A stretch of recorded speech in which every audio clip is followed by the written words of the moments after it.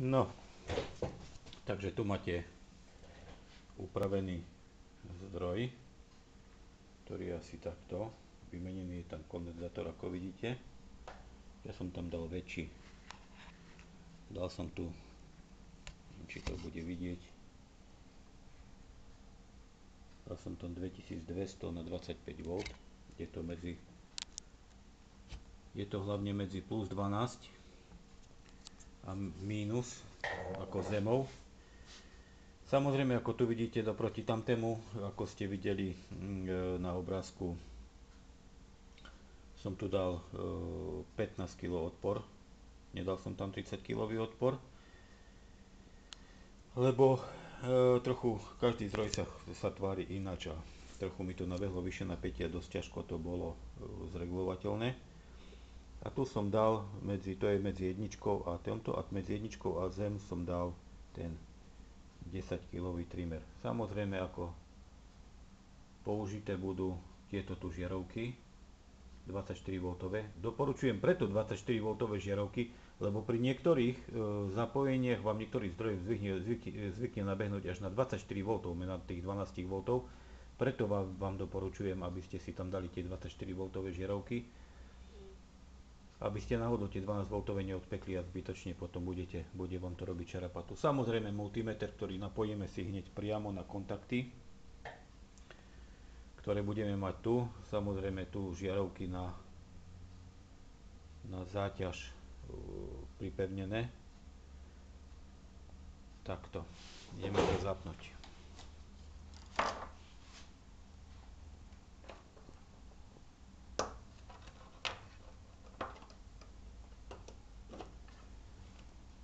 Takže zdroj nám nabehol. Máme na ňom celkové teraz 14,3 V. 14,3 V. V prípade, že idete na trimmer a budete voči zemi pridávať odpor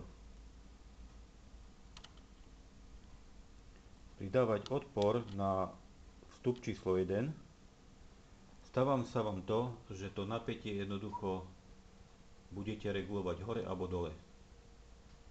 Čiže presne si nastavíte na transceiverík 1, 2, 3, 4, 13,8 V. Ako vidíte, každý transceiverík má 13,8 V, je to pod zaťažou, čiže žiarovka nám svieti.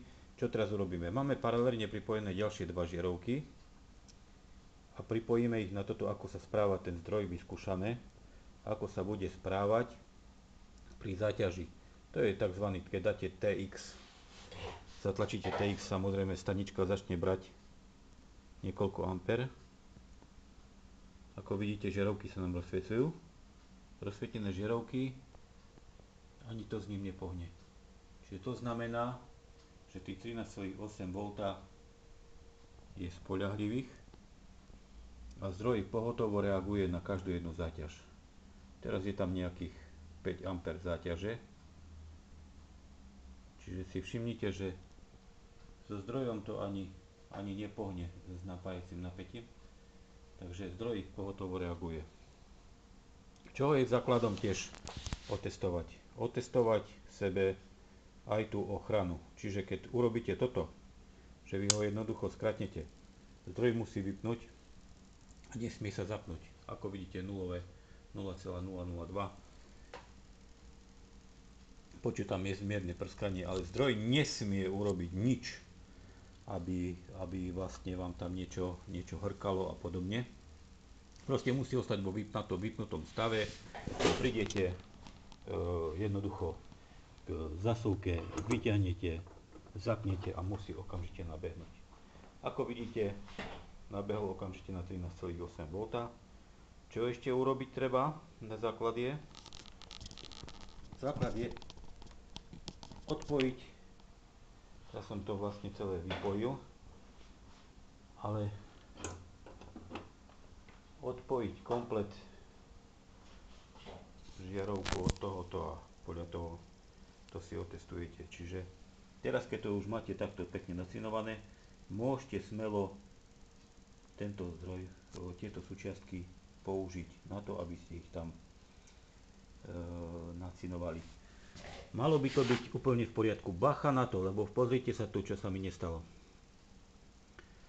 Toto sa vám stane, keď zabudnete jeden kondík v obvode. Bol tam nejakých 16 V 470 mikrofaradov.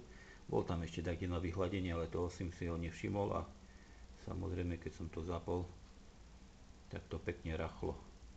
Takže bacha na to, aby ste si, vždy si tam zmerajte medzi plus 12 V a plus 12 V a práve týmito plus 12 V a zemou, že či náhodou nemáte nejaký kondík, ktorý tam je. Lebo zvyknú pri týchto zapojeniach nabehovať tieto zdroje až do 24 V, čiže asi takto z bezpečnostných predpisov, samozrejme dodržujete bezpečnostné predpisy, aby vás tu niečo nešvaclo a potom to pekne dajte. Samozrejme našiel som tu aj inú stránku, ktorá to pekne popisuje tieto zdroje.